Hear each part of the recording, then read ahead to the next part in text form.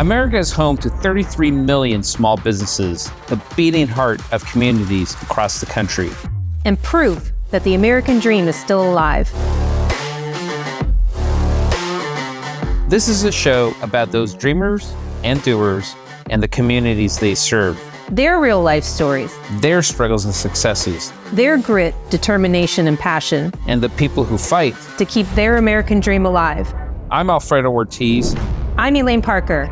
And it's time for another episode of Main Street Matters, America's small business megaphone. Hi, and welcome to another episode of Main Street Matters, America's small business megaphone. I'm Elaine Parker, the president of the Job Creators Network Foundation. And I'm Alfredo Ortiz, CEO of Job Creators Network. And you can subscribe to the show at SalemPodcastNetwork.com or wherever you get your podcasts from. So, Alfredo, we are going to talk about student loan forgiveness again.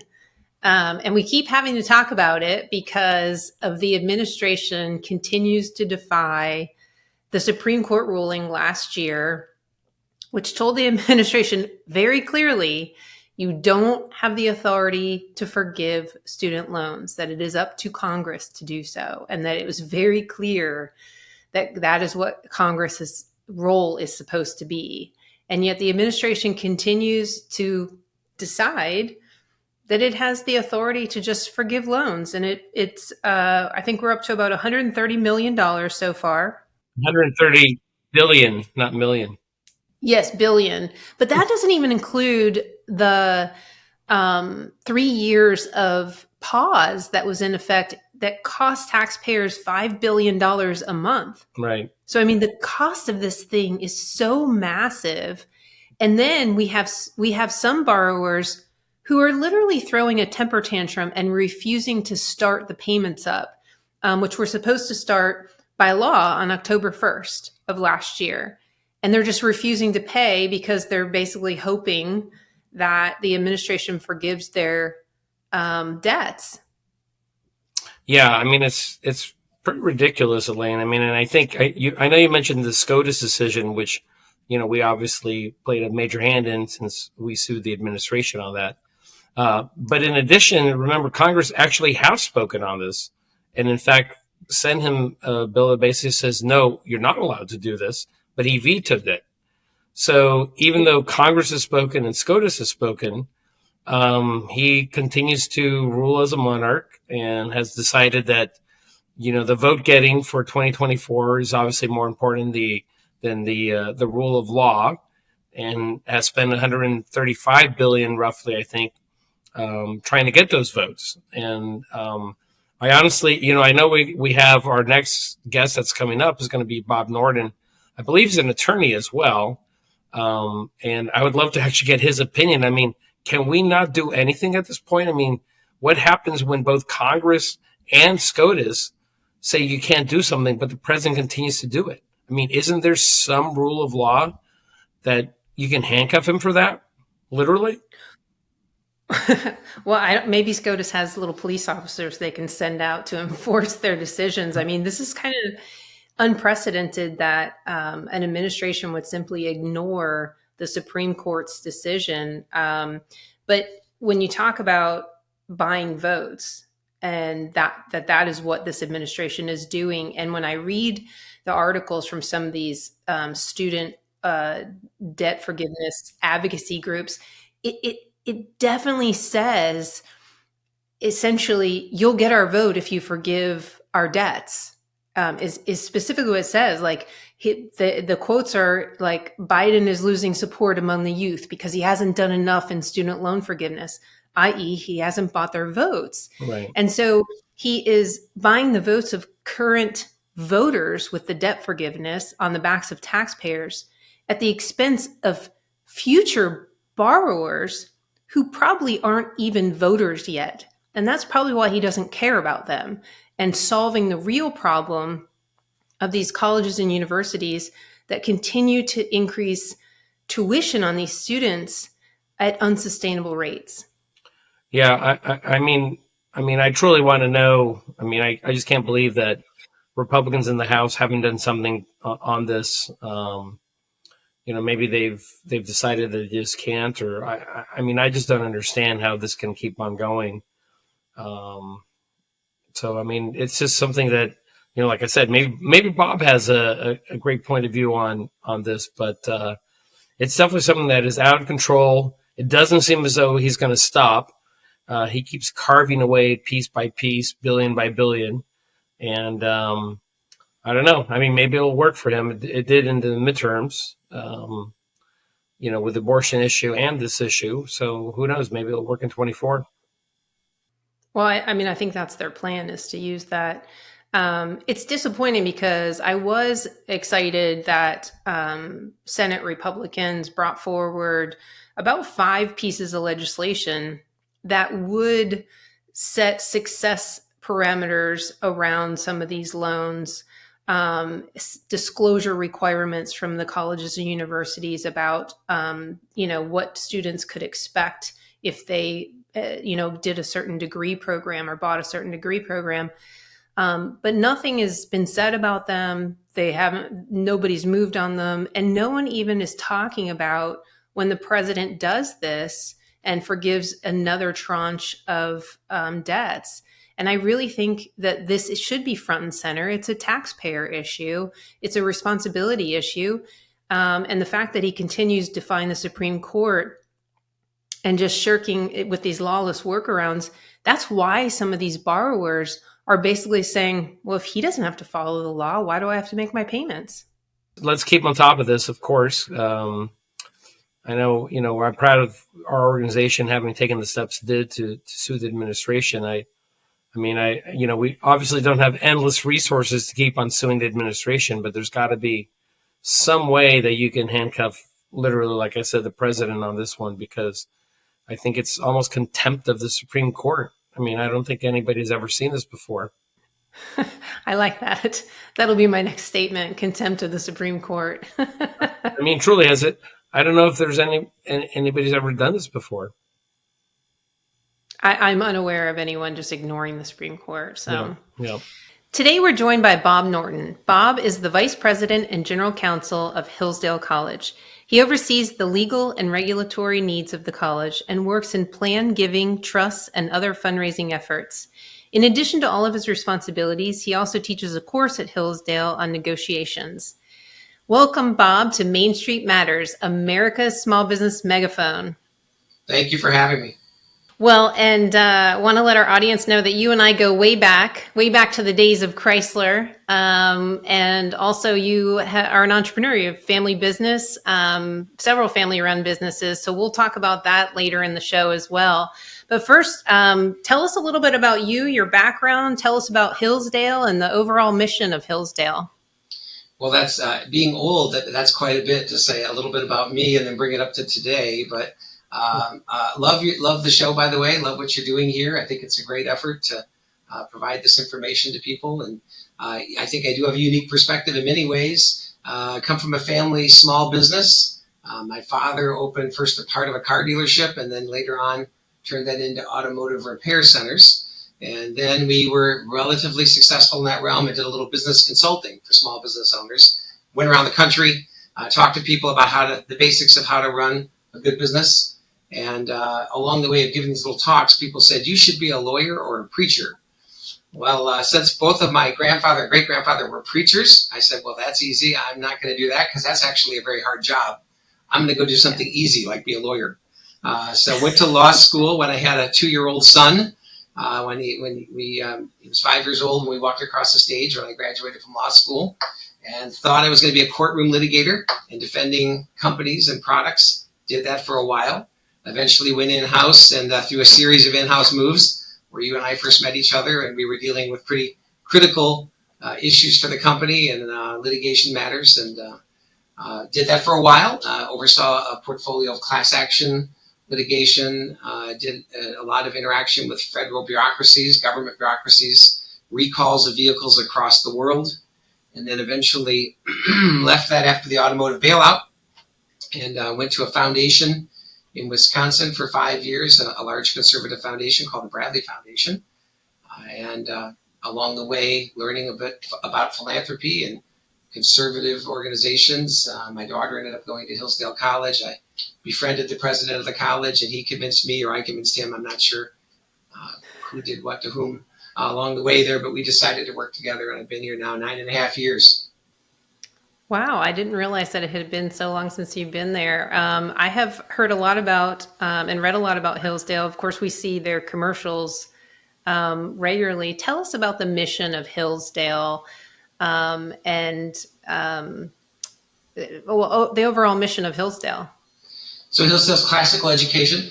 We believe in classical education. We were started by Free Will Baptists that were abolitionists. They were very against slavery, and they started the school in 1844. Along the way, they kept, very stringent requirements that we not keep track of people's nationality. Men and women were allowed to come to college on the same basis. People of all nationalities and color were allowed to come here. People of all creeds, even though it was started by Baptists, anyone could come here that was respectful of the fact that it was a Christian college.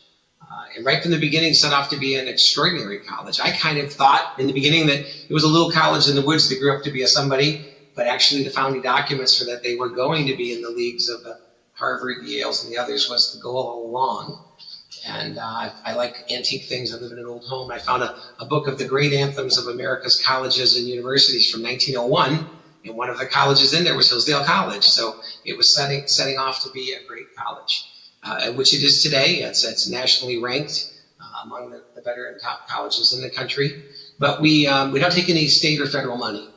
So we can teach the way, really, like Dr. Arnn, our president, often says that we're still doing the things the others used to do, and we haven't had the force and the compulsion, if you will, to do things in a different way. So we still teach reading, writing, arithmetic, and the things that we think are great, sound learning, the great books. Everybody here has to take a core curriculum that includes physics, biology, lots of subjects that some of us, decided not to engage in, but here you're going to get to be a well-rounded student and then decide if you want to be an engineer. We have a lot of entrepreneurs, as you probably know. Some of them have been involved with companies like Coors and Amway and other companies that have gone to school here. So we have entrepreneurs, we have people who go to law school, medical school, graduate school, and hopefully come away as better people for the experience of going to school here. Excellent. Alfredo? So Bob, hello. It's been a while since we've chatted. Good to see you again. It's great to see you. There's been a lot of conversation, as you know, we sued the Biden administration on all the student loan stuff, as we're talking about education. It's interesting to see in the news that basically he's ignoring SCOTUS, he's ignoring Congress, he's forgiving debt left and right. I think we're about $135 billion. What's your point of view on what's going on there, from your perspective? And also maybe from the campus perspective and folks there at Hillsdale, what's their perspective? Well, I can't speak for the entire campus. I certainly don't speak for Dr. Arnn, but my own personal perspective is, yes, it is, first of all, unfortunate to see the power of the pen, as we've heard described once, I think by President Obama said that he had a phone and a pen. And so the walk we've taken with these executive orders is quite extraordinary. And this is a good example that despite a Supreme Court ruling, well, let's go ahead and make other executive orders and continue to just do what I want to do, regardless of the three branches of government that we have. I think, Hillsdale and other schools, of course, we would say it's a disadvantage to schools like Hillsdale, where we have our own loan fund. In the beginning, when we decided we were going to take no money from the state and federal government, it was in the 1980s, there was a Supreme Court case, actually, that determined that if the students were getting either a Pell Grant or student loans, that was considered federal money. And it was a unanimous decision by the Supreme Court that you have to comply with all of the things the federal government tells you to comply with. So sort of on a dime, we had won at the Sixth Circuit, by the way. And then at the Supreme Court, they said, no, actually, that's not the case. So on a dime, the college had to decide were we going to let people have those loans or not. And they decided to initiate a loan fund. And we have our own separate fund where students, repay that fund. Our default rate is less than 1%. And I mean, it's usually right around zero, but in case there's somebody who's somewhat in arrears and however we might define default, we'll say less than 1%. But the students understand the obligation. They pay back the fund so other students can then borrow from that fund. And we basically have the fund operate in a similar manner to the federal loans. So you're not really having much of a disadvantage. You're getting about the same thing you would get from the federal government. We also have students get a lot of scholarships and other things that are provided by our donors to help make it affordable. So pretty much anybody who gets into the school here meets our criteria, and we've selected them. We're going to find a way for them to go to school here. So all of our donors providing the ability for our students to go to school, and students taking it seriously and repaying the obligation. It is a little bit of a shame when you hear other people that have taken degrees, maybe not taken it as seriously, maybe gotten a degree in something that they now find is not very marketable. Right. That's okay. It's on the federal government. And then also that goes along to then encouraging people to incur that debt and be maybe less than serious about their studies, because I'm not going to really have to pay this back. And I'm sure you're aware of this, but just also point out there are other programs that have been in existence for a long time that will still forgive those loans. So this is the president doing something relatively extraordinary. There are a lot of other federal programs that if you go to work in certain fields and you work in a nonprofit or in a certain area, you're going to end up getting the loans forgiven. And some of the different churches and that I belong to, there's been members that have specifically even had children decide to go to college somewhere, get a degree somewhere, take their first jobs because the government was going to then end up paying off the loan if they did that. And it's kind of an extraordinary thing, right? You look at the impact it's going to have on the life of that person, and they're chasing the free government money to get that loan. I'm not sure that's necessarily a good thing. Right. Yeah, no, absolutely. I mean, I know, Elaine, you've been very vocal on this on the news, of course, in their interviews about the programs and what they're doing currently. So I'll hand it to you because I know you have a couple comments on this as well. Yeah, 1% default rate is pretty incredible on student loans. We've long argued or requested and put out there our thoughts on how the student loan process could be reformed. But I think it starts with some of the reforms we've heard from the Senate Republicans. They put out some introduced some legislation that is really about, disclosure, having some of these colleges and universities have some skin in the game, where they have to underwrite some of these degree programs. Hillsdale's clearly doing that. So they have skin. You guys have skin in the game for these students to succeed. And then, of course, having success measurements on some of those degree programs so that students' expectations are set when they want to, I'll call it, buy a degree program, that, that they understand what the marketability and the potential salary of that degree will get them, so that they know they can pay back whatever the loan is, $20, $25, $50, $60,000, whatever your loan is, that you can get a job with that degree to pay it back. It sounds like that Hillsdale's already doing that, and you probably could be a role model for other colleges and universities. It's very disheartening that nobody in Washington seems to want to actually solve this problem. Yeah, it is a big problem, if you will. The higher education is a big deal around the country. They have a lot of influence. They have a lot of lobbying power, both soft and maybe hard power there, that they have a lot of their alums that are involved even working places, right? We all feel loyalty. I happen to have gone to University of Michigan Law School, and I was happy they won the National Football Championship, right? So there's still a degree of fidelity and affection I have for that school. But Hillsdale is different in the way it goes about education, is in a completely different way. My daughter, for example, came here thinking she was going to be a biology major. She ended up switching to psychology because she had a really great professor, and she took part in an experiential exercise, and people said, hey, you got kind of a gift for this. And then she was able to present to other professors and other people and said, I really want to go into this. So people often change their majors when they're here, but generally the people coming here are going to get a very well-rounded education. They have to give a lot of presentations. They do a lot of writing, so they're able to communicate well. And so there's a high degree of confidence. Look, if I get this degree, I go to the trouble, and it's hard work. It's hard to go to Hillsdale. If I do that hard work, I'm going to be employable. I'm going to get a nice return on this investment, whatever it is I've spent. And my understanding and my impression is there's some of these other degree programs that are very light on all of that, right? And some of the schools are letting you even choose which classes you want to take and not take. here where we're making our students take classes like physics and calculus and other things some of us would have shied away from. I personally would have shied away from some of that, I want to admit. But when my daughter had to go through and take it, she's a better person for that now, and it gave her confidence to undertake a lot of other things in life.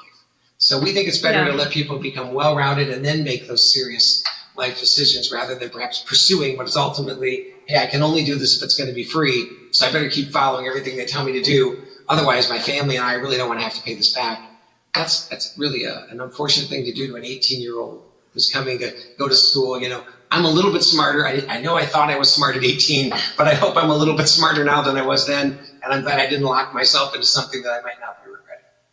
Yeah, exactly. What we would tell our 18-year-old selves now, right? Exactly. It just certainly seems like the administration cares more about the current voters because, I really believe that this is about buying votes for an upcoming election instead of actually caring about future students who likely aren't even voters yet. And that's a shame in general. But I'm going to switch gears on you, literally gears, okay. And talk to you a little bit about automotive stuff. As we alluded to, we met at Chrysler. You were working in the legal department. I worked in communications. And so we both tackled some of the automotive issues and faced strikes and all of the interesting things, and the technology that comes out of the automotive industry is, I think, second to none. In addition to how fast technology makes it actually to market in the automotive industry is pretty incredible.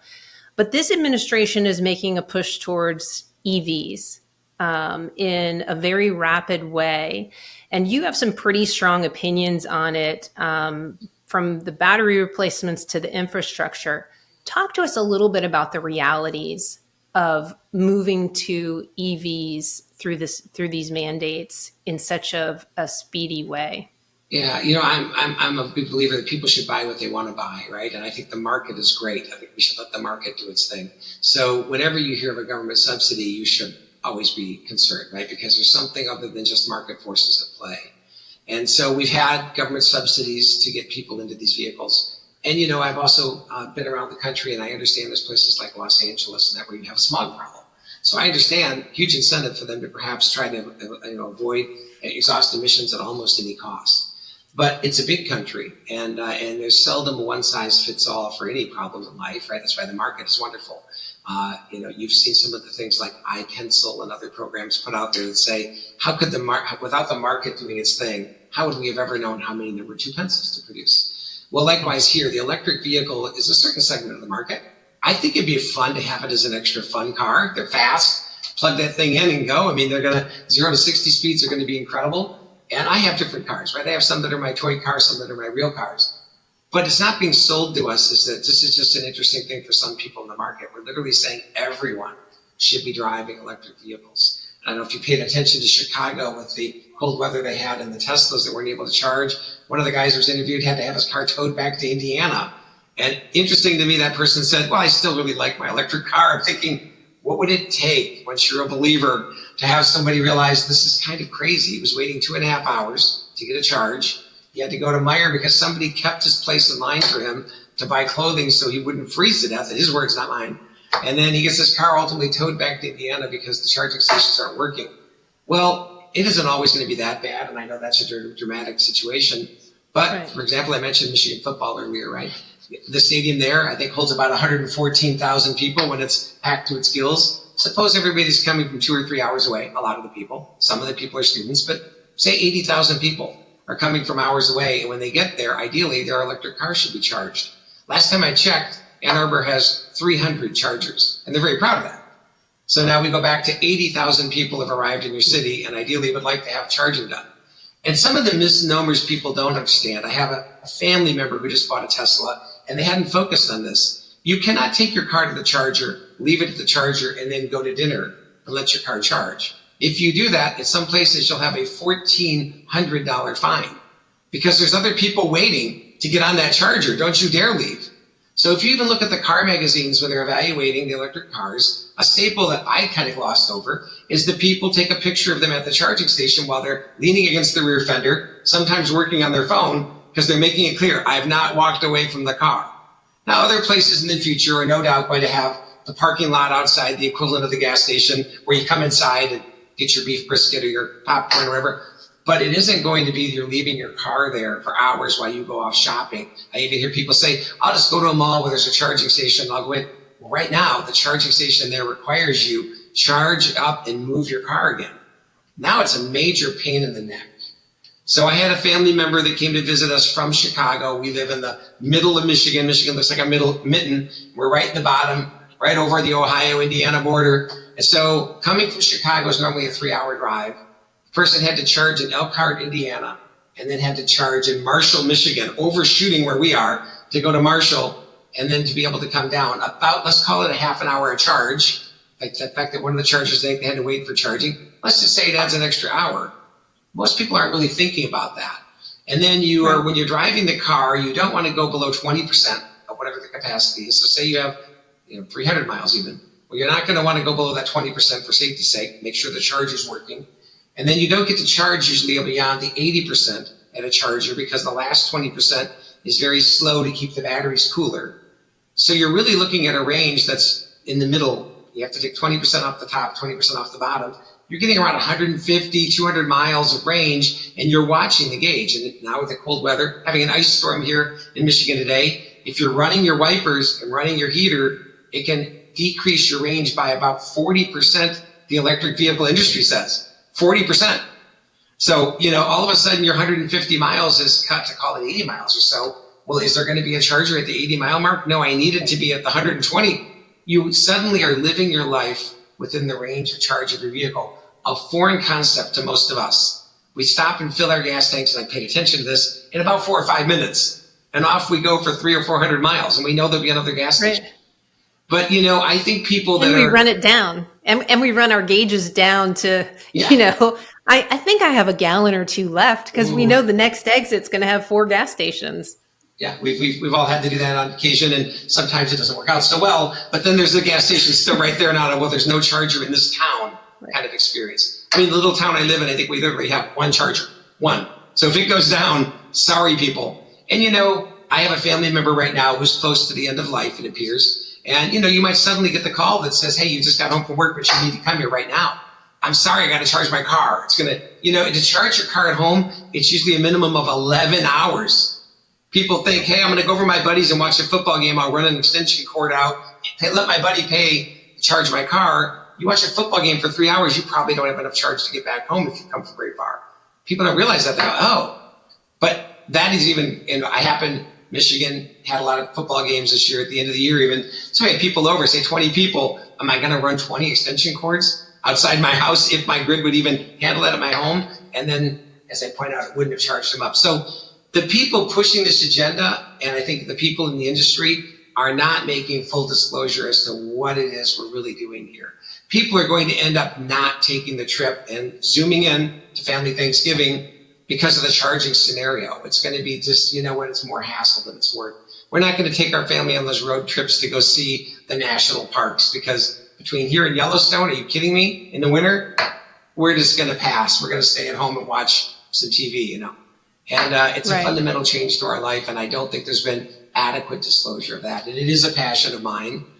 When I was in the automotive industry, we looked at where we thought the industry was going, as Elaine knows and others know. You're looking 5, 6, 7 years out.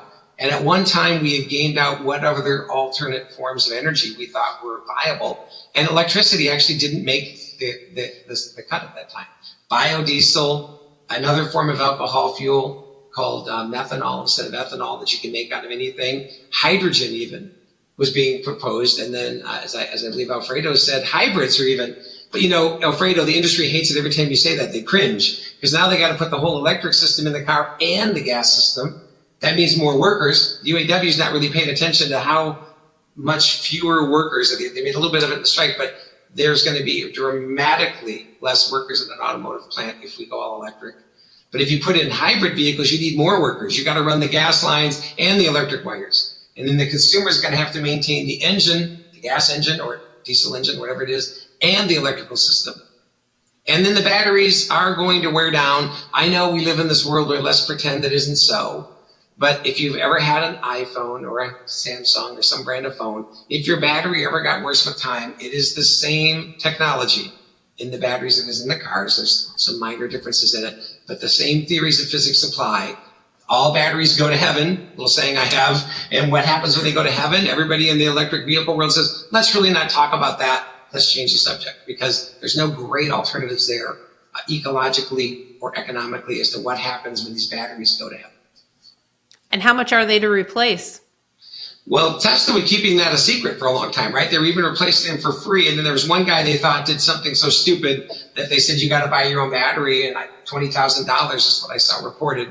So I don't know how accurate that is, but if it's in that range, that's a factor. If now I hear people are getting up to 10-year loans on electric vehicles. So in that lifespan, and by the way, the other thing that is not being fully disclosed, in order to get the most out of the battery, you're supposed to be grooming and treating the battery a certain way. You're not supposed to just be doing top-off charges. You're supposed to let it run down and then refill it up again. And if you've not exercised proper battery hygiene, there's already an app that one company's developed that you might be greatly penalized when you go to resell the car because you've not followed the proper procedures of running your battery down, charging it up again. But that's another thing you have to be doing along the way. But that's because the battery life is important. And ultimately, when you get rid of the batteries, we're going to have to do something with all of them, right? We're going to either grind them up, turn them into, things called black mass, make it a black soup, and then try to extract things from it, or do something with them. And really, there's not great answers to that. People say, well, we'll just put them into the grid. Well, it's still the bad battery. If all of us add all of our bad cell phone batteries to the grid, that might make us feel good and warm as to what little capacity that's doing to the grid. But ultimately, you're going to need to throw it away, right? Another example of kicking it down the road to our grandchildren. That'll be their problem. They'll have to figure it out. So Bob, I'll put you down as excited for the change then. Well, put me down as a free market guy. We should stop subsidizing it. And everybody who buys an electric vehicle means that there's less demand on the gasoline and all of us can pay less at the pump. So I'm all for all of those people driving the electric cars they want to drive. And who knows, I might have one as a toy car someday. But it sounds a lot like snake oil when we say it's the right solution for everybody in Buffalo, New York, and Minnesota. And then, unfortunately, hot climates in the summer, you probably want to run your air conditioning. It has the same effect on your range as running the heater does in the winter. So maybe there's a few people in Memphis, Tennessee or somewhere where the climate's in a very narrow band. It's pretty good for them. Maybe it's good for LA, but it's certainly not a one-size-fits-all for the rest of us. Now, you mentioned that, effectively almost sometimes you get to a 50-mile radius. What I've heard that is actually the real true goal of these progressives on the left of having basically a living environment where you're no longer going beyond 50 miles from where you live to minimize driving. I've talked about this a fair amount. Elaine knows I'm passionate about it. I don't mind him. I've been out of the industry now for a long time. It shocks me how old I am now. I left the industry in 2009. And so time has gone by, and I still keep talking about this because it is, to me, the emperor's new clothes, right? It's like, look, everybody, let's call this what it is. But in one debate I was having with a person who's very pro-electric, I said, people are going to be in a 15-mile radius or so, right? You're going to make it where people all live in this range. And the person quipped back, and what's so wrong about that? I thought, well, yeah, that's clearly their worldview. But, many of us don't have all of the relatives, friends, and events we want to do in our life within a neat 15-mile radius. Some of us want to get out a little bit more than that. Yeah, that's horrible. Yeah, absolutely. As far as what we're seeing out there reported, Ford has cut production of their F-150 EV trucks. Dealers, there's a group of dealers that sent a letter to the administration basically saying, we can't even get people to test drive these. They're sitting on our lots. They're costing us money. We can't sell them. Consumers don't want them. So you've got people on the front lines, the dealers and the manufacturer, frankly, saying these aren't moving. Like the market is saying, no, we don't want them right now. And the administration continues to forge ahead. What do you think about that? I know you're out of the auto industry, but the dealers are speaking up. How often do you see something like that? Yeah, of all of the things my friends know, because as you can tell, I'm opinionated on this. And the thing I've been grousing about the most is the electric pickup trucks. I'm like, that is the stupidest thing ever, right? The idea of the pickup trucks, picture all the commercials you've seen, the pickup trucks, right? They're hauling logs. They've got bricks in the back. And of course, everybody in the EV world is like, no, wave off. So GM, I think, is maybe even concerned about the commercials that would show that, because in one of the GM commercials where they show the electric truck, the guy takes out a kayak out of the back of it and a life preserver. My wife and I both laugh, like, because the other commercial, they're showing the range of GM trucks, and they believe it's calling bricks and whatever, and the guy in the electric truck takes a plastic kayak out, like, maybe this is good for hauling a kayak. Because suppose it's Michigan and it's a nice storm and you're going to haul firewood to your house today, and you've got a full load of firewood and you're going to run your heater and you're going to run your wipers in the freezing rain, you're going to not get out of sight. And then again, you're not going to charge up at your buddy's house with an extension cord. You need a rapid type charger, 25, 40 minutes to, again, not even get out of sight. So anything like hauling a camper with it, doing the real construction work, a lot of your small business people have plumbing businesses, electrical businesses, carpentry businesses. They don't want the hassle of that. And then they even show the guy using the electric saw out of the back of it and powering his house as well. It's not like that. This utopic view, that wouldn't it be great, it's all electric. The people who really are buying them saying, I'm going to pay how much for a vehicle I can't really haul heavy trailers with, can't haul a heavy load, use it in bad weather. You get a 4-wheel drive truck, there's a snowstorm outside, and you got to decide if you're going to use your heater or not in your truck. How much snow can you plow with an electric truck? And, in the beginning, some of the electric trucks even said they were not giving any range load as to what the range and the load. They were basically trying to avoid perhaps the lawsuits that Elaine and I had to deal with, where they're like, you kind of misrepresented what your product would do. I don't know if Elaine remembers, but she helped me with a lawsuit once about a big Dodge truck that looked like in the picture it could carry a bigger trailer with some livestock in it than arguably it was able to do. And so we had to deal with that because the person was upset about the fact, look, you sort of made it look like this truck could do it. Well, they're on this difficult edge here with the electric trucks. How much are we going to show them really doing? And do we have to put a little disclosure at the bottom that says, you might not really want to ever do this with this truck? Right. You're loading up with big heavy logs and cinder blocks to drive down the road. It's like, wait a minute, no, it's not. I drive across town to do the construction. That's going to be a problem. Yeah. We're going to have to put a disclaimer that says for illustrative purposes only. Yeah.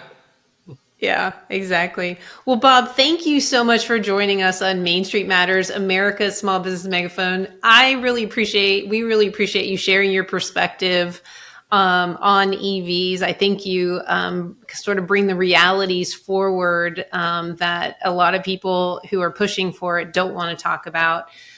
Thanks for sharing your information about Hillsdale. For those who are interested in learning more about Hillsdale, how can they learn? Where do they go to learn more about it?